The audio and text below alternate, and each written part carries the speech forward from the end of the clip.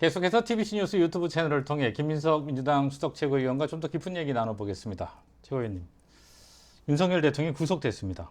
체포에 이어서 헌정사상 초유의 일입니다. 민주당의 입장을 좀 정리해 주신다면요. 사실 법적인 입장에서 보면은 불가피한 거 아닙니까?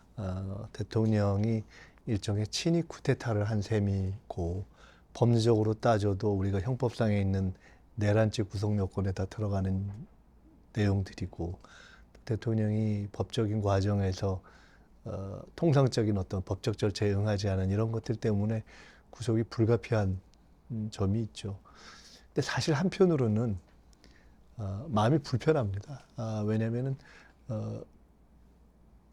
또 국민의힘을 지지하거나 또는 윤석열 대통령을 지지하셨던 입장에서 보면은 얼마나 또 마음이 불편하겠습니까?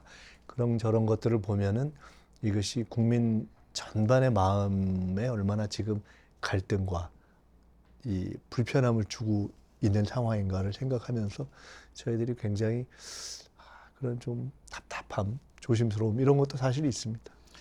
윤 대통령의 구속에 대해서 국민의힘은 입장이 좀 달라요. 그 영장 발부 사유에 대해서도 그렇고요. 여기에 대해서 좀 반박을 하신다면.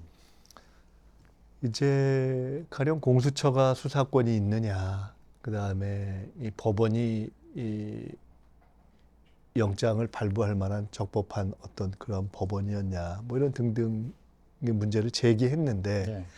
결론적으로 보면은 법원이 영장을 발부한 데 있어서도 그렇고 벌써 체포영장을 2번 연장하고 마지막 구속영장에 이르기까지 최종적으로는 국민의힘이 이거 서부지법은 문제가 있고 중앙지법에서 해야 된다라고 했던 중앙지법에서까지 결론이 다 난 거 아닙니까?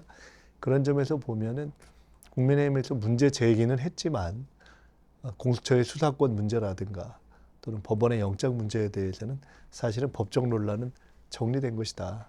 뭐 그거에 대해서 더 막 문제 제기할 수 있는 어떤 합리적인 사유는 없지 않는가 이렇게 보고 있습니다.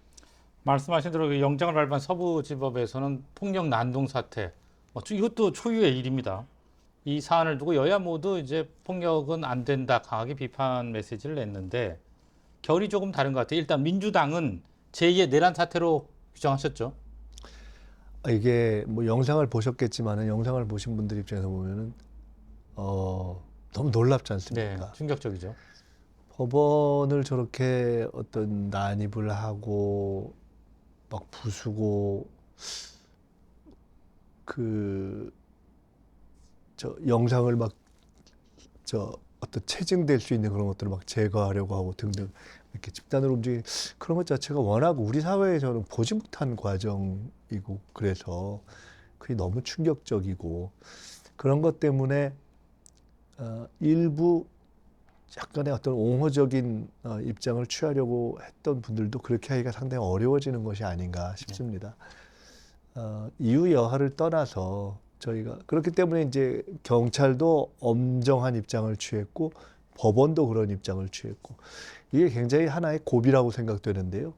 저희가 이번 어떤 계엄을 둘러싸고 여러 가지 어떤 정치적 입장의 차이는 있을 수 있겠지만은 적어도 이러한 과정에서의 시비와 논란이 폭력을 그냥 정당화하거나 용인하는 식으로 가면 우리 사회 전체의 기초가 완전히 무너져 버린다고 그렇겠죠. 생각되기 네. 때문에 그 점에 있어서는 우리가 어떤 정파나 이념을 떠나서 좀 선을 그어줘야 되는 것이 아닌가 이런 생각을 합니다. 지금 국민의힘에서는요, 이제 이번 그 폭력 사태의 책임에 공수처도 공수처의 무리한 수사도 자유롭지 않다 이런 지적을 하거든요. 그 부분은 어떻게 보세요? 그 부분도 말씀드렸듯이 사실은 체포에 이르는 과정에 죄송합니다. 예. 차 한잔 하시면서 하시죠. 예. 차가 괜찮은데요. 감사합니다. 예. 체포에 이르는 과정이 쉽지 않았지 않습니까? 그래서 공수처가 뭐 하는 거냐, 너무 지지부진하다, 이제 이런 얘기도 있을 만큼 사실은 소환장을 발부하고 거부하고 불응하고 소환장을 발부하고 불응하고 하는 기간이 길었기 때문에 이것을 공수처의 무리한 수사다라고 치부하기는 조금 어려운 이렇게 쭉 그런 어떤 명분과 근거가 쌓이는 과정을 국민들이 지켜본 건 아닌가 싶습니다. 아마 그런 것이 아니었다면은 조금 전에 말씀드렸듯이 법원도 체포영장을 발부하고 또 그걸 연장하고 또 안 됐을 때 결국은 구속영장을 발부하고 하는 과정을 취하기가 어려웠지 않았을까 이렇게 생각합니다. 이번 사태와 관련해서 윤상현 국민의힘 의원을 제명안을 제출했죠. 제명 촉구안. 네. 윤상현 의원이 이번 과정에서 뭐 여러 가지 뭐 어떤 본인의 정치적 입장이 있을 수 있다고 해도 이번에 그 서부지법에서의 폭력 사태가 난 바로 현장에서 월담을 하거나 하는 것 자체가 사실은 바로 그 이후에 큰 폭력적인 상황으로 이어졌는데 그 부분에 대해서 바로 훈방될 것이다. 이런 굉장히 무책임한 이야기거든요. 이런 것은 입법기관의 한 사람으로서 결코 하지 않았어야 될 어떤 선이었다고 생각합니다. 그런 금도를 넘은 것이 이번에 워낙 충격적인 상황을 만들어내고 있기 때문에 그 부분에 대해서는 분명한 경고가 필요하다 이렇게 생각합니다. 내란 특검법 얘기 좀 해볼게요. 야당 주도로 국회를 통과했는데 최상목 권한대행이 거부권을 행사할 것이라는 전망이 우세합니다. 어떻게 보세요? 최상목 대행이 지금까지 이제 조금 좋게 얘기하면은 신중한, 그다음에 또 좀 적나라하게 얘기하면 좀 왔다 갔다 하는 행보를 보여서 그런 얘기가 나오는 것 같은데, 객관적으로 보면은 최상목 대행이나 또는 그간 정부에서 요러요러한 부분에 있어서의 가령 법적인 시비가 있을 수 있다. 거부권을 행사하는. 그래서 야당 추천만으로 하지 않고 제3자 추천으로 가령 해야 한다라든가 뭐 이런 부분에 문제 제기가 있었는데 그런 부분도 해소가 됐고 또 여야 합의를 존중해 줬으면 좋겠다라는 취지로 얘기를 했는데 사실은 이번 내용이 국민의힘에서 협상 과정에서 얘기한 내용을 거의 다 받은 거거든요. 숫자도 줄이고 그다음에 외환죄도 빼고 거의 내용을 다 빼서 그러니까 국민의힘이 요구하는 대로 사실은 저희 당 내 의원들조차 너무 좀 물러난 거 아니냐라는 얘기가 있을 정도로 마지막에 국민의힘이 그냥 형식적인 동의를 안 해주긴 했지만 내용이 다 반영된 것이어서 글쎄요 그것을 거부할 명분은 없지 않는가 이렇게 봅니다. 이 내란 특검법 얘기에 실효성 문제를 제기하는 시각도 네, 있습니다. 그런 게 있습니다. 이 윤 대통령에 대해서 검찰이 기소를 할 경우를 얘기하는 것 같은데 이 부분은 어떻게 보세요? 그 부분에 대해서 이제 이렇게 봅니다. 우선 현재 검찰, 공수처, 뭐 국수본 등등 이 관련한 수사가 다 이렇게 나눠져서 행해진 측면이 있지 않습니까? 그렇기 때문에 결국 최종적으로는 그것을 총합해서 또 공소 유지도 통일적으로 해야 하는 그러한 필요성 때문에 특검이 전체 각 부분에서의 수사 기록도 이렇게 인계받고 하면서 종합하는 것이 가장 효율적이다라는 측면이 하나가 있고요. 또 한편으로는 실제로 진행을 하는 과정에서 각 수사기관의 어떤 접근 방법의 차이에 따라서 빠진 부분이 있을 수 있기 때문에 이 일은 진행을 하면서 그렇게 소홀하게 넘어갈 수 있는 것이 아니지 않습니까? 그래서 특검이 나중에 통일적으로 전체를 취합하고 공소유지를 한다는 것 자체가 각 수사기관에 주는 또 더 철저하게 일을 하고 수사를 하게 하는 그런 압박 효과도 있을 수 있기 때문에 물론 더 빨리 이것이 진행됐더라면은 더 좋았겠다 하는 아쉬움은 있지만 예. 그것은 원래 더 빨리 진행돼야 될 것이 지금 국힘 측에서 동의가 빨리 해서 안 된 불가항력적인 측면이 있기 때문에 지금이라도 통과시키면서 보완해 가는 것이 맞다고 봅니다. 예. 여론조사 얘기 좀 해볼게요. 불편하실 수 있을 것 같은데 국민의힘 지지율이 민주당을 앞선다는 결과가 발표가 됐습니다. 이에 대해서 어떻게 평가하세요? 조금 의외인 면이 있는 것도 사실이고요. 왜냐하면 너무 이제 짧은 기간 동안의 변화여서 이게 진짜 맞나 싶을 정도로 사실 저희도 조금 의외인 면도 있는데 결론부터 말씀드리면은 한편으로는 이것이 과연 맞는지에 대한 분석도 저희가 하지만 더 크게는 어쨌든 전체적으로 어떤 정당 지도의 차이가 최소한 그 이전에 비해서 좁혀지고 있다 하는 것 자체는 저희는 그 자체를 이렇게 보면서 저희가 혹시 놓친 대목이 뭐가 있는가 또 국민들께서 생각하실 때 워낙 지금 격동의 시간을 거치고 네. 있지 않습니까? 예. 그렇기 때문에 민주당이 조금 더 이렇게 차분하게 챙겨갔으면 좋겠다라는 어떤 그러한 요구가 반영된 것이 아닌가라고 생각을 하고 그런 각도에서 좀 차분한 점검을 해가면서 대처하려고 합니다. 사실 이게 이제 저희가 주목하는 이유가 여론조사가 특정 조사나 결과 발표가 아니라 지금 나오는 게 전체적으로 이렇게 나온다는 거죠. 네, 네. 그 부분에 대해서도 그러니까 여론조사 결과 자체는 일단은 이렇게 긍정적으로 그러니까 받아들이시고 지금 이게 상황을 보고 계신 거죠. 그러니까 보니까 일부 조사에는 실제로 문제가 있는 경우가 있습니다. 그때 제기도 하셨고요, 문제 제기. 네, 예를 들어서 이름은 전국조사라고 달았는데 예. 전국이 아닌 아주 특정 지역의 조사를 가고 그렇게 하는 경우는 사실은 조사로서도 좀 옳지 않고 네. 도덕적이지 않은 경우가 있어서 그런 부분들은 하나하나 이렇게 정리를 해가는 것이 좋다고 보고요. 근데 적어도 제 입장에서는 저는 이제 이런 경우가 있을 때 큰 추세를 보는 것이 좋다고 보는데요. 예. 큰 추세에 있어서 그것이 이제 보는 사람마다 해석의 차이는 있는데 국힘을 지지하던 지지층이 이제 대통령 구속과 어떤 국힘의 어떤 위기 이런 걸 보면서 더욱더 이거를 받쳐줘야 된다는 위기감 때문에 결집이 더 빠르고 강하다 이렇게 해석하는 경우도 있고 네.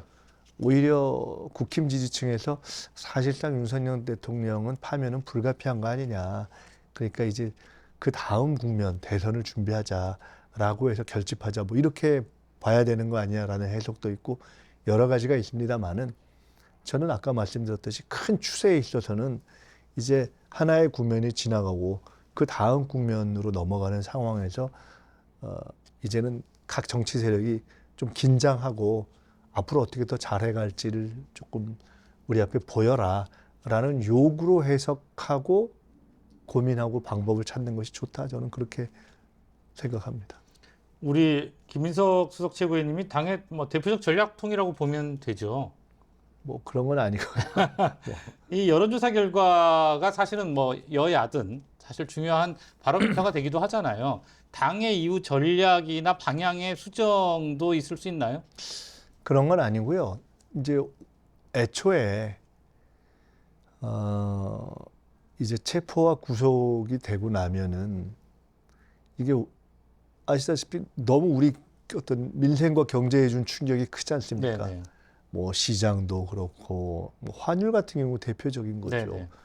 해외에서의 대한민국에 대한 대외 신인도를 외국의 어떤 평가기관들이 이걸 낮출 거냐 말 거냐를 고민한다는 얘기까지 있는 상황이어서 저희 입장에서 보면 또 당장 뭐 시중에 나가서 이렇게 식당을 간다든가 하면은 너무 많은 분들이 이거 뭐 코로나 때보다 더하다.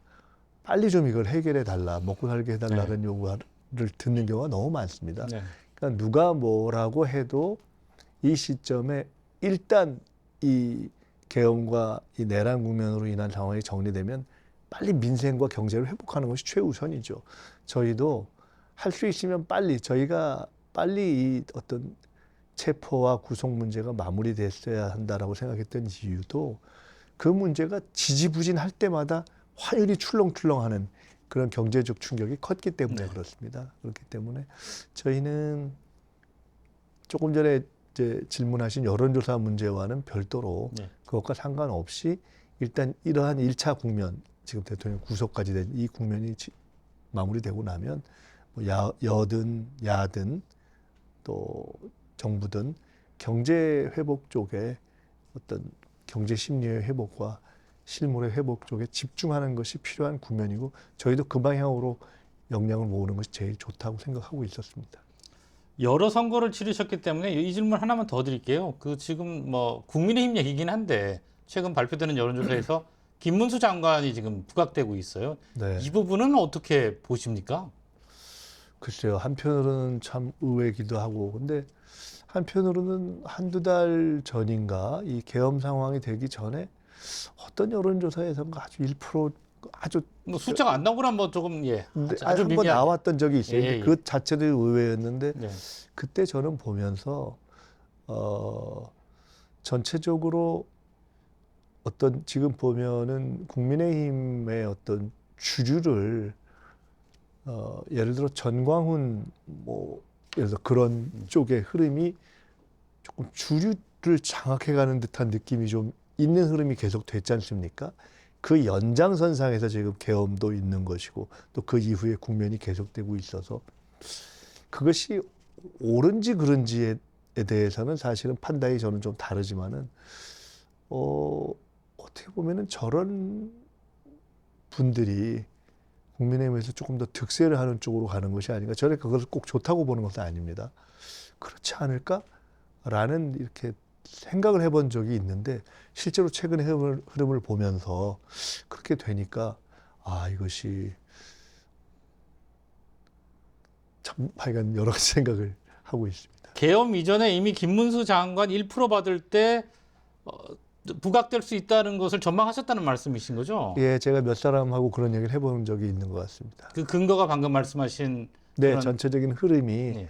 그 지금 이제 국민의힘이나 우리 사회의 어떤 보수 정당의 어떤 축이 통상적으로 우리가 생각하는 어떤 합리적인 보수라는 것보다 훨씬 우리가 통상 좀 극단적이다 하는 쪽으로 무게추가 기울고 있는 거 아니냐 하는 그런 지금 시점에나 흐름 속에 지금 우리가 그런 때를 지나가고 있는 거 아닌가라는 생각을 해본 적이 있습니다. 2달 앞서서 전망하셨군요.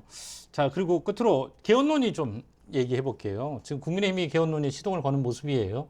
특위도 만든다고 하고요. 야당에서는 어떻게 합니까? 대응하십니까? 글쎄요. 근데 지금은 워낙 이 뭐 헌재에서의 파면 문제와 또 실제로 만약에 그렇게 되고 나면은 그 뒤에 뭐 불과 얼마 안 되는 시간 동안에 또 그 다음 국면이 펼쳐지지 않습니까? 근데 개헌론이라는 것이 상당히 안정적으로 해야 되는 것이어서 지금 저희가 현실적으로 개헌 논의를 안정적으로 할 수 있는 타이밍인가에 대해서는 저는 조금 회의적입니다. 이게 근데요, 개헌 논의가 여야를 떠나서 우리 야당 측 언론들도 그렇고 얘기를 하고 계시거든요. 지금 네. 논의해야 된다. 그래서 제가 그 질문을 했었어요. 예, 그러니까 실현 가능성이 말씀처럼 있느냐? 예.